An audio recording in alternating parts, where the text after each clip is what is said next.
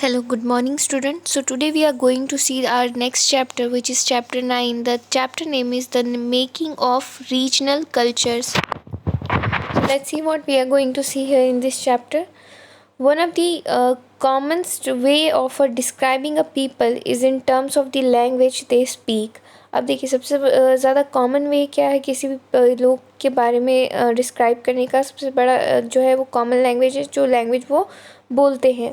When we refer to a person as a Tamil or an Uriya, this usually means that he or she speaks Tamil or Uriya and lives in a Tamil Nadu or Orissa. जब भी कोई person अपनी language में कोई चीज़ refer करता है, suppose मान लीजिए कोई तमिल या उड़िया है और ये इस है और उसी लैंग्वेज में वो स्पीक कर रहा है, तो हम क्या समझते हैं बेसिकली ये पर्सन या तो तमिलनाडु से है या तो उड़ीसा से है. We also tend to associate each region with the distinctive kinds of food, cloth, poetry, dance, music and painting. इसके अलावा जो है हम कई सारी चीज़ों से एसोसिएट करते हैं, जैसे किस रीजन से है, किस तरह की फ़ूड वहाँ पे मिलते हैं. तो इस तरह से भी हम कई सारी चीज़ों को लोगों को जानते हैं और समझते हैं. Sometimes we take these identities for the granted and assume that they have existed from a time immemorial. However, the frontiers separating a region have evolved over a time. Also, what we understand as a regional culture today are often the product of the complex processing of the intermixing of a local tradition with the idea from the other parts of the subcontinent. As we will see, some tradition appear as specific to a some region and others seem to be a similar across the region, and yet others derive from the older practices in a particular area but take a new form in the other region. अब देखिए हमने एक चीज़ notice की होगी कि कई जगहों पे क्या है, कई चीज़ें सिमिलर हैं, एक जैसी हैं, फिर भी वो अलग अलग रीजन में थोड़ी अलग तरह से मनाई जाती हैं. तो अब इसी के बारे में हम देखेंगे the Cheras and the development of Malayalam. अब जो चेराज हैं और जिस तरह से डेवलपमेंट हुआ है मलयालम का वो क्या है कि वो देखने वाले हैं हम. Let us begin by looking at an example of the connection between a language and region. तो चलिए हम देखना स्टार्ट करते हैं स्टार्टिंग से. फॉर एग्जाम्पल क्या कनेक्शन है लैंग्वेज और रीजन में. The Chera kingdom of the Mahodayapuram was established in the 9th century in the southwestern part of the peninsula. अब देखिए यहाँ पे बताया गया है जो चेरा किंगडम है महादेवपुरम का, ये इस्टेब्लिश किया गया है 9th सेंचुरी में south western part of the peninsula. Part of present day Kerala. Part of present day का जो ये जो है बेसिकली अभी किस जगह का पार्ट है, केरला का. It is likely that Malayalam was spoken in this area. और ये इसी तरह से बताया गया है कि मलयालम जो है ये यहाँ पे बोला जाता है, स्पीक किया जाता है, यानी लैंग्वेज है वहाँ की. The rural introduce the Malayalam language and script in their inscription. और जो भी रूलर थे उन्होंने मलयालम लैंग्वेज को अपनी स्क्रिप्ट में जो है इंस्क्रिप्शन में यूज़ किया था. In fact, this is one of the earliest example of the use of the regional language in a official record in the subcontinent.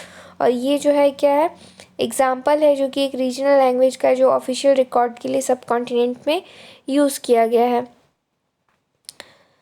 अब हम देखेंगे आगे. At the same time the Cheras also drew upon the सांस्कृतिक tradition the temple theatre of Kerala which trace to this period. अब देखिए यहाँ पे जो चेराज हैं यहाँ पे इन्होंने एक नई सांस्कृतिक ट्रेडिशन का जो है खोज किया था, जो कि एक टेम्पल थिएटर है केरला का जहाँ पे उसके जो है ट्रेस पाए गए हैं, मतलब कि निशान या फिर हम कह सकते हैं जो भी लेख है वो पाए गए हैं. So, trade to this period borrowed stories from the Sanskrit epics. अब देखिए यहाँ पे कैसे स्टोरीज जो हैं वो सांस्कृतिक एपिक से ली गई हैं, बताई गई हैं. The first literary work in Malayalam dated to about the 12th century. और जो फर्स्ट लिटरेरी वर्क था मलयालम का ये 12th सेंचुरी में क्या किया गया है, अपनाया गया है. Are directly indebted to the संस्कृति. Interestingly enough, a 14th century text, the Lilatalikam, and dealing with the grammar and the poetics was composed in the Manipravalam literature, diamonds and the chorals, referring to the two languages, Sanskrit and the regional language. अब देखिए यहाँ पे वही सारी चीज़ों के बारे में बताया गया है। जो डायमंड्स एंड कोरल्स जो भी कंपोस्ट किया गया था, ये 2 लैंग्वेजेस में किया गया था, जो कि एक संस्कृत थी और दूसरी रीजनल लैंग्वेज थी। Ruler and religious tradition, the Jagannatha cult. In other regions, the regional culture grew around the religious tradition. The best example of this process is the cult of the Jagannath. अब देखिए यहाँ पे बताया गया है कि other reason की जब बात की जा रही है, रीजनल कल्चर की, रीजनल ट्रेडिशन की, तो एक बेस्ट एग्जांपल है इस प्रोसेस का, जो कि आपको जगन्नाथ में देखने को मिलेगी, जो कि पुरी में है, उड़ीसा में। To the date, the local tribal people make the wooden image of the deity. और अगर हम लोकल ट्राइबल पीपल की बात करें तो ये एक वुडन इमेज देते हैं उस समय की, that suggests that the deity was originally a local god who was later identified with the Vishnu. और ये जो है ये यही बताती है कि वहाँ की जो लोकल डीटी थे, बेस मतलब जिन्हें पूजा जाता था, वो उन्हें लास्ट में कैसा पाया गया, एज अ विष्णु भगवान के साथ आइडेंटिफाई किया गया। In the 12th century, one of the most important ruler of the Ganga dynasty was Ananthavarman and decided to erect a temple for the Purushottam Jagannatha at Puri. Subsequently, 1230 king Anangabhima Tritiya, which is a third, dedicated his kingdom to the deity and proclaimed himself as a deputy of the god. और basically इन्होंने क्या किया, खुद को जो है भगवान का बेसिकली डेप्यूटी जो है उन्होंने खुद को डिक्लेयर कर दिया था। As the temple gained the importance as a center of the pilgrimage, its authority in a social and political matter also increased. अब ये जो थी अथॉरिटी सोशल और पॉलिटिकल मैटर में क्या थी, इन्होंने इंक्रीज की। All those who conquered the Orissa, such as the Mughal, the Maratha and the English East India Company, attempted to gain a control over the temple. और basically इन्होंने क्या किया, ये ईस्ट इंडिया कंपनी या मराठा थे, ये अपना जो है कंट्रोल गेन करना चाहते थे इस टेम्पल पे। They felt that this would make their rule acceptable by the local people. और उनका ऐसा मानना था कि अगर हम इस टेम्पल को बेसिकली क्या करते हैं, अगर उस पर अपना कंट्रोल जमा लेते हैं, तो कहीं ना कहीं जो लोकल पीपल हैं वो भी इन सारी चीज़ों को धीरे धीरे एक्सेप्ट कर लेंगे। The Rajput and the tradition of heroism. अब देखिए जो राजपूत थे और जिस तरह का ये ट्रेडिशन चल रहा था हीरोइज़म का, इसके बारे में हम जानेंगे। In the 19th century, the region that constitute a most of all the present-day Rajasthan was called a Rajputana by the British. While this many suggest that this was an area that was inhabited only or mainly by a Rajput. अब देखिए 19th century की जो बात की जा रही थी, ये जो रीजन है वो प्रेजेंटली राजस्थान में जिसे हम जानते हैं, और ये राजपूताना जो है ब्रिटिश के नाम से जाना जाता था। वाइल ये जो है कहीं ना कहीं ये सजेस्ट भी करता है कि ये एरिया जो है मेनली राजपूताना का ही था, उन्हीं से इनहेबिटेड किया गया था, और ये पार्टली कहीं ना कहीं सच भी है। There were several groups who identified themselves as a Rajput in many areas of the northern and the central India. और यहाँ पे अगर कई सेवरल ग्रुप्स भी जो है वो आइडेंटिफाई किए गए हैं कि वो जो है राजपूत थे, और ये नॉर्दर्न इंडिया और सेंट्रल इंडिया में काफ़ी ज़्यादा हैं। And of course, there are several people other than the Rajput who live in the Rajasthan. और उसके अलावा भी कई सारे लोग हैं जो कि राजपूत के अलावा हैं जो कि राजस्थान में रहते हैं। However, the Rajput are often recognized as the contributing to the distinctive culture of Rajasthan. हालांकि जो है राजपूत ये काफ़ी ज़्यादा रिकग्नाइज किए जाते हैं, जिस तरह से उनका कल्चर जो है राजस्थान में जो चल रहा है उसमें उनका बहुत ज़्यादा कंट्रीब्यूशन है। The cultural tradition were closely linked with the ideas and the aspiration of the ruler. और जो ये कल्चरल ट्रेडिशन है जो ये काफ़ी ज़्यादा क्लोजली लिंक्ड करता है आइडियल एस्पिरेशन से of ruler. From about the 8th century, most of the present-day state of the Rajasthan was ruled by the various Rajput families. और ये जो एस्पिरेशन है रूलर्स का, ये काफ़ी ज़्यादा 18th सेंचुरी का है, और मोस्ट प्रेजेंटली ये क्या है, राजस्थान में कई सारी राजपूत फैमिली द्वारा रूल किया गया है। Prithviraj one such ruler, and Prithviraj जो थे ये उन्हीं में से एक थे। This ruler cherish the ideal of the hero who fought a valiantly. और इन्होंने जो है जो राजा है, या हम कह सकते हैं जो रूलर है, उसकी आइडियल्स को चेरिश किया है, मतलब उसे सही साबित किया है, often choosing a death on the battle field rather than face a defeat. और इन्होंने बेसिकली जो है ये हमेशा बैटल फील्ड पे मरना पसंद करते थे हारने से। तो ये कहीं ना कहीं अपनी हीरोइज्म के लिए जो है बहुत ज़्यादा जाने गए थे। Stories about Rajput heroes were recorded in the poems and song. और जो स्टोरीज़ है राजपूत हीरोज़ की, ये रिकॉर्डेड की गई है एज अ पोएम और सॉन्ग में, विच वर रिसीटेड बाय स्पेशली ट्रेंड मिनिस्ट्रल्स।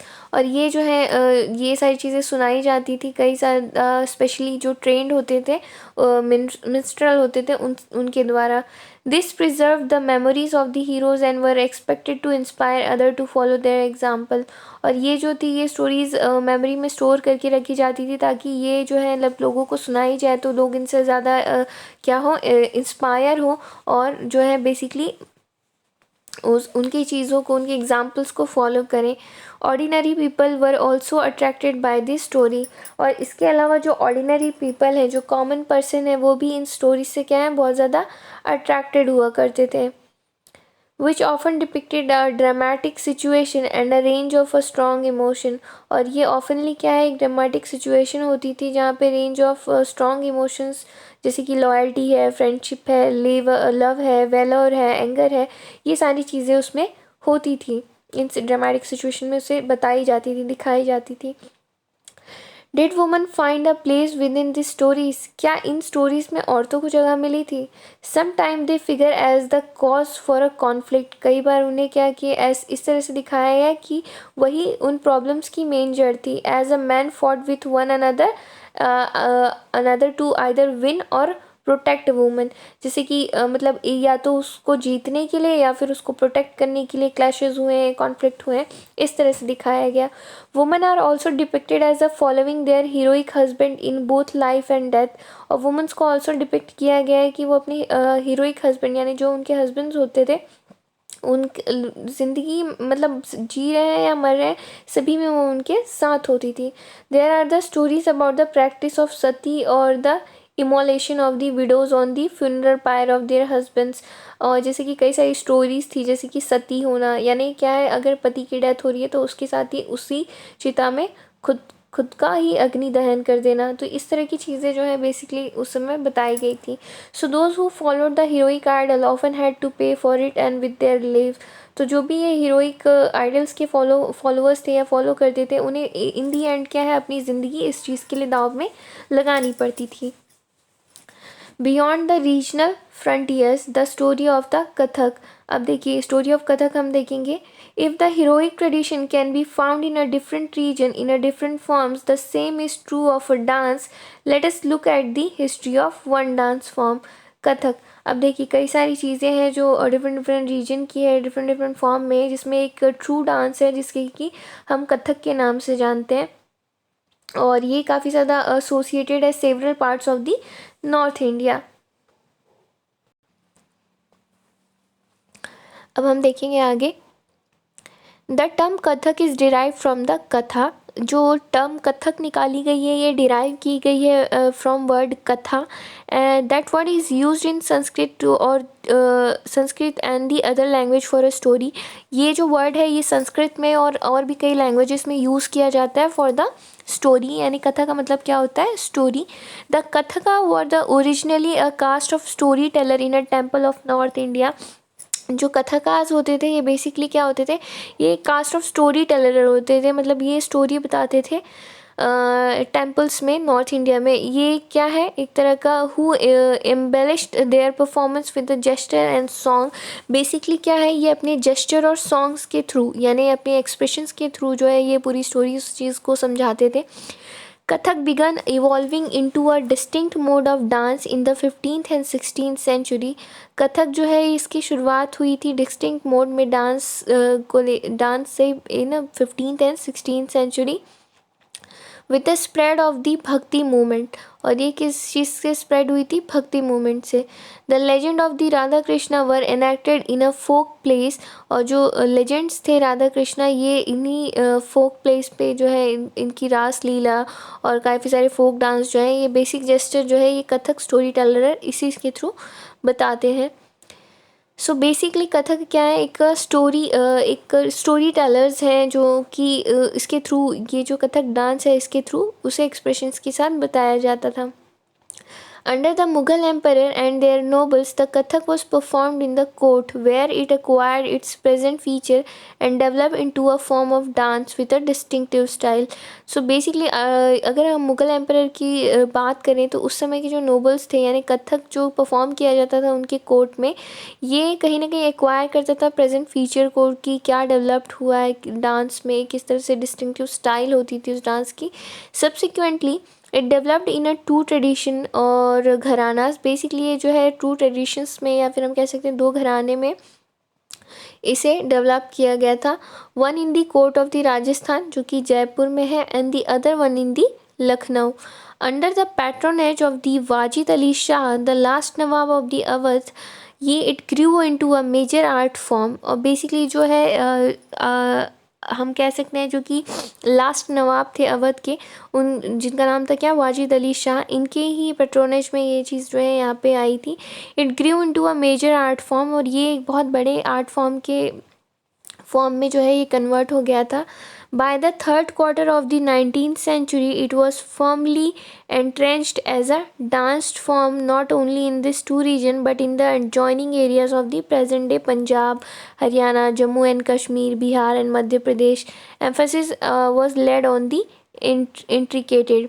अब देखिए कहीं ना कहीं जो है ये बेसिकली जो कथक है सिर्फ एक दो रीजन में नहीं बल्कि उसके एडजॉइनिंग जो भी रीजन्स थे धीरे धीरे वो वहाँ पे भी फेमस हुआ, और उसके बाद जो है और भी लोगों को इस सारी चीज़ों का ज्ञान मिला और धीरे धीरे लोग इसे जानने और अपनाने लगे, इसे सीखने लगे। The rapid footwork elaborated a costume as well as and the attachment of the story. Footwork जो है इसमें बहुत इम्पॉर्टेंट है, जो भी कॉस्ट्यूम्स होते हैं ये काफ़ी कुछ इलेबोरेट करते हैं जो कि पूरा स्टोरीज़ के लिए बहुत काफ़ी ज़्यादा बेसिक होता है, और ये स्टोरी बताने के लिए काफ़ी ज़्यादा इम्पॉर्टेंट होता है। Kathak, like a several other cultural practices, was viewed with a disfavor by most British administrator. और कथक जो है और दूसरी कल्चरल प्रैक्टिस की तरह ही व्यूड किया जाता था जो कि by a British administrator in the 19th and 20th century. However, it survived and continued to be performed by the courtesans and was recognized as one of the 6 classical form of the dance in the country after independence. और देखिए कहीं ना कहीं जो कि British administrators थे इन the 19th और 20th century, इन्होंने यहाँ पे भी एक सर्वाइव कर गया था बाय जो कि कॉर्टिसन्स थे वो इसे परफॉर्म करते थे, और ये रिकग्नाइज किया गया as a 6 classical form of dance in the country after the independence. तो ये क्लासिकल डांस के अंदर जो है ये आने लगा after the independence.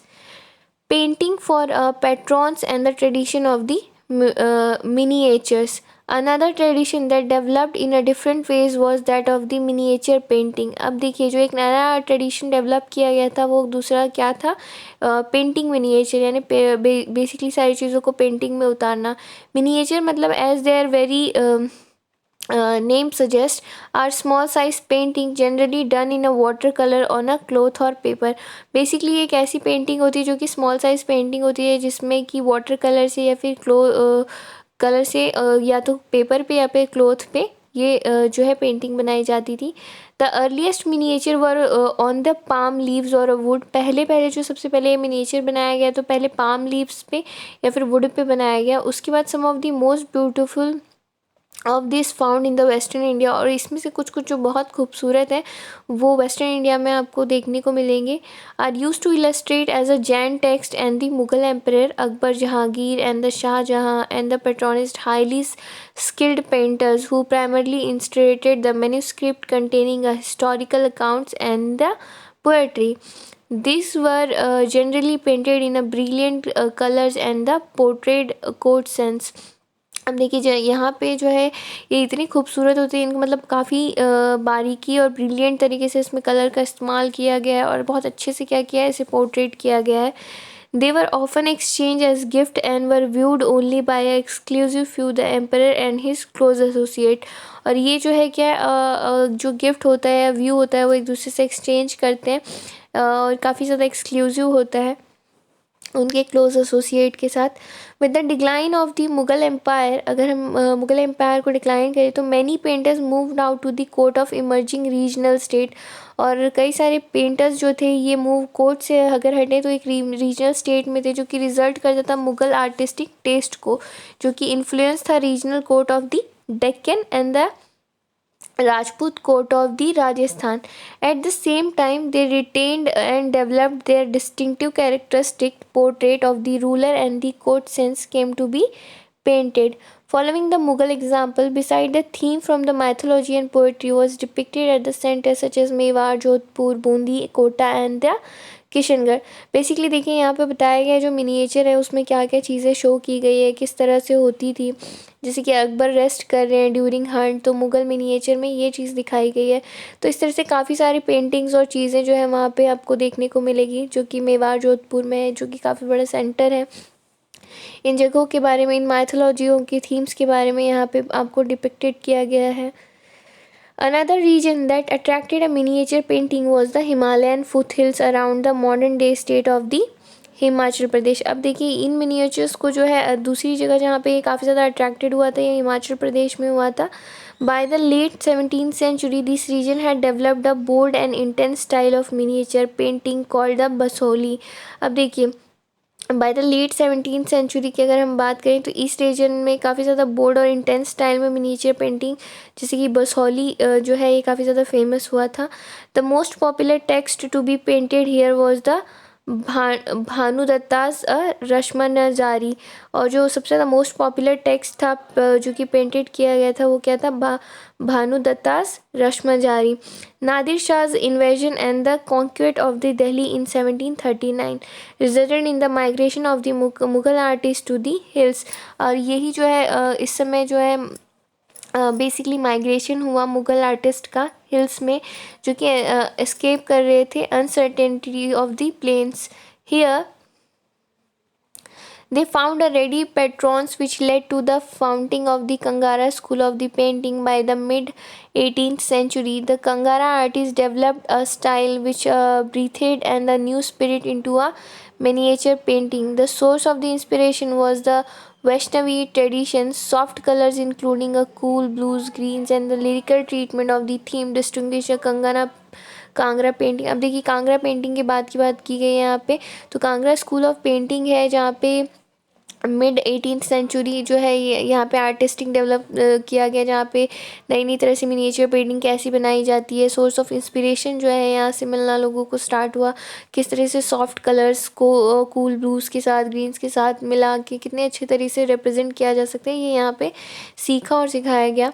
Remember that the ordinary women and men painted as well on pots, walls, floors, cloth, work of art that have occasionally survived, unlike the miniature that were carefully preserved in the palaces for the centuries. जैसे कि आप देख सकते हैं कई सारी ordinary women और man जो है इन सब मिलके कई सारे पेंट्स किए, जैसे कि पॉट्स है, वॉल्स है, फ्लोर है, तो कई जगहों पे आपको इस तरह के आर्ट जो है वहाँ पे देखने को मिलेंगे। अ क्लोज़र लुक, अब क्लोज़र लुक जो है वो बंगाल के बारे में यहाँ पे बताया गया। The growth of the regional language, as we saw at the outset we often tend to identify the region in terms of the language spoken by the people, so we assume that the people in Bengal always spoke Bengali। देखिए जैसे कि हम बोलते हैं कि हम outside देखते हैं, आइडेंटिफाई करते हैं रीजन से, जैसे अगर हम बंगाल की बात करें तो लोग वहाँ के बंगाली होंगे, बंगाली लैंग्वेज स्पोक करते होंगे, तो ये सारी चीज़ें जो है वहाँ पे बताई गई हैं। However what is interesting is, अब हम देखेंगे इसमें आगे, जैसे कि हमने अभी डिस्कस किया कि जैसे कि हम किसी जगह पे किसी रीजन में जाते हैं या किसी से पता चलता है कि आप बंगाली हैं, तो हम क्या सबसे पहले सोचते हैं कि हाँ ये बंगाल से होंगे, ये बंगाली लैंग्वेज स्पीक करते होंगे, वहाँ का खाना पीना, ये सारी चीज़ें हम अपने हिसाब से सोचते हैं। However what is interesting is that while Bengali is now recognised as a language derived from the Sanskrit, और इसमें इंटरेस्टिंग बात यह है कि अभी जो है बंगाली की अगर हम बात करें तो ये बंगाली लैंग्वेज कहीं जो रिकॉग्नाइज्ड की गई है ये डिराइव कहाँ से की गई है, संस्कृत से। Early Sanskrit text, which is a mid-first millennium BCE, suggests that the people of Bengal did not speak Sanskritic languages. How then did the new language emerge? अभी सजेस्ट क्या कर रहा है कि पीपल ऑफ बंगाल जो थे ये संस्कृत लैंग्वेज बोलते तो नहीं थे, तो फिर कैसे इन्होंने ये लैंग्वेज इसमें से इमर्ज की. So from the 4th-3rd century BCE the commercial ties begin to develop between Bengal and the Magadh. सो बेसिकली अगर 4th-3rd सेंचुरी की बात करें तो उस समय क्या है, कमर्शियल टाइज जो थे डेवलप हुए थे किसके बीच में, बंगाल और मगध के बीच में, which is a south Bihar. So which में have led to the growing influence of the Sanskrit, और यही जो है कहीं ना कहीं क्या गया, संस्कृत के इन्फ्लुएंस को ग्रो कर रहा था. During the 4th century the Gupta ruler established a political control over the North Bengal and began to settle a Brahmins in this area. और ये जो गुप्त रूलर थे इन्होंने ये इस्टेब्लिश किया है political control over the north Bengal, और इन्होंने सेटल किया है ब्राह्मण्स को in this area. Thus the linguistic and the cultural influence from the mid Ganga valley became a stronger. So इसीलिए जो ये लिंग्विस्टिक और जो कल्चरल इन्फ्लुएंस था फ्रॉम मिड गंगा वैली, ये क्या हो गया, धीरे धीरे और स्ट्रॉन्गर हो गया. In the 7th century the Chinese traveller Xuan Zang observe that the languages related to the Sanskrit one in use all over the Bengal. और बेसिकली देखिए यहाँ पे 7th सेंचुरी की बात की गई है, तो चाइनीज़ ट्रैवलर जो थे जुआन जैंग, इन्होंने ऑब्जर्व किया इस लैंग्वेज को कि ये रिलेटेड है किससे, संस्कृत से, जो कि पूरे बंगाल में यूज़ हो रही है. From the 8th century, the Bengal became the center of the regional kingdom under the Palas, which is between the 14th and the 16th century. The Bengal was ruled by the sultans who were independent of the ruler in the Delhi. In 1586, when Akbar conquered the Bengal, it formed the nucleus of the Bengal Suba. अब देखिए अगर 14th और 16th century के बीच की बात की जा रही है तो बंगाल किसके द्वारा रूल किया जा रहा था, सुल्तान के द्वारा, जो कि एक इंडिपेंडेंट रूलर था इन दिल्ली में. सो व्हेन अकबर ने जब बंगाल को जीता, it formed a nucleus of the Bengal Subah. तो ये क्या है, एक न्यूक्लियस फॉर्म था बंगाल के लिए. While Persian was the language of the administration, और जब उस समय क्या है, पार्सियन लैंग्वेज जो थी एडमिनिस्ट्रेशन में चल रही थी.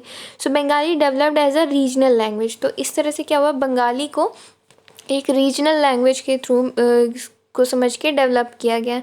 In fact, by the 15th century, the Bengali group of the dialects came to be united by a common literary language based on the spoken language of the western part of the region, now known as the West Bengal. अब देखिए जो 15th century की अगर बात करें तो उसमें जो बंगाली ग्रुप का डायलेक्ट था ये आया और यूनाइटेड हुआ कॉमन लिटरेरी लैंग्वेज थे, जो कि बेस्ड ऑन थी स्पोकन लैंग्वेज, और ये वेस्टर्न पार्ट रीजन में थी जिसे कि वेस्ट बंगाल के नाम से जाना जाने लगा. The although Bengali is derive from the Sanskrit. So इस तरह से क्या है, बंगाली जो है डिराइव की गई from Sanskrit and is pass through the several stages of evolution, और ये कई सारे इवोल्यूशन के स्टेजेस से पास की गई. Also a wide range of non Sanskrit word derive from a variety of sources. इसमें और भी ज़्यादा नॉन संस्कृत वर्ड्स थे जो कि अलग अलग सोर्सेज से डिराइव किए गए थे, जैसे कि tribal language, Persian and European language. So ये सारी चीज़ें इस मॉडर्न बंगाली लैंग्वेज की क्या हो गई, पार्ट हो गई. Early Bengali literature may be divided into a two category, one indebted to a Sanskrit and the other independent of it. The first include the translation of the Sanskrit epic, the Mughal Kavyas, which is a literally auspicious poem dealing with the local deities, and the Bhakti literature such as the biography of the Chaitanya Deva, the leader of the Vaishnava Bhakti movement. The second include the Nath literature such as the songs of the Mayamati and the गोपी चंद्र. अब देखिए जो second include कर रहा है वो नाथ literature है, जैसे कि सॉन्ग्स है इसमें मायामती और गोपी चंद्र के स्टोरीज़ की, concerning the worship of the Dharma Thakur and the fairy tale folks और एंड द बलाड्स. तो ये उस चीज़ से रिलेटेड है. Now the text belonging to the first category are easier to date. जो भी टेक्स्ट बिलोंग करें फर्स्ट कैटेगरी से ये ईजियर है डेट के लिए. But as a several manuscript have been found, but जैसे कि कई सारे मैन्यूस्क्रिप्ट जो लिखे हुए पत्र हैं या पर्चे हैं जो पाए गए हैं, ये इंडिकेट करते हैं कि ये कंपोस्ट करते थे between late 15th and mid 18th century, यानी 15 और 18th सेंचुरी के मिड में इन्हें बनाया गया है। Those belonging to the second category circulated orally and can not be precisely dated. ये सारी बिलोंगिंग्स जो है क्या है, सेकेंड कैटेगरी के थे, जो कि सर्कुलेटेड किए गए थे ओरली, और ये जो है प्रिसाइसली डेटेड नहीं थे। They were particularly popular in the eastern Bengal, और ये पर्टिकुलरली क्या थे, पॉपुलर थे ईस्टर्न बंगाल में, जहाँ पे influence of the Brahmans was relatively weak. और यहाँ पे क्या है, इन्फ्लुएंस जो था ब्राह्मण्स का वो ये क्या था, काफ़ी वीक था।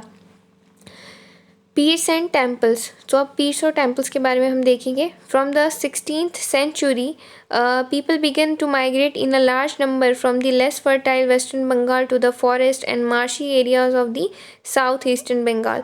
अब देखिए 16th सेंचुरी की अगर बात की जाए, जो पीपल थे वो माइग्रेट किए थे लार्ज नंबर में, जो कि लेस फर्टाइल एरिया था वेस्टर्न बंगाल का, वहाँ से फॉरेस्ट इलाके में, जो कि साउथ ईस्टर्न बंगाल था। As they move eastward they cleared a forest and brought the land under the rice cultivation.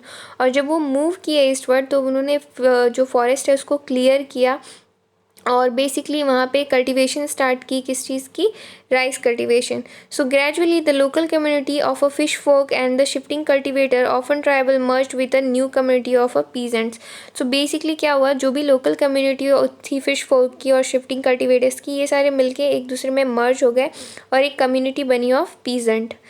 This coincided with the establishment of the Mughal control over the Bengal with their capital in the heart of the eastern delta at Dhaka.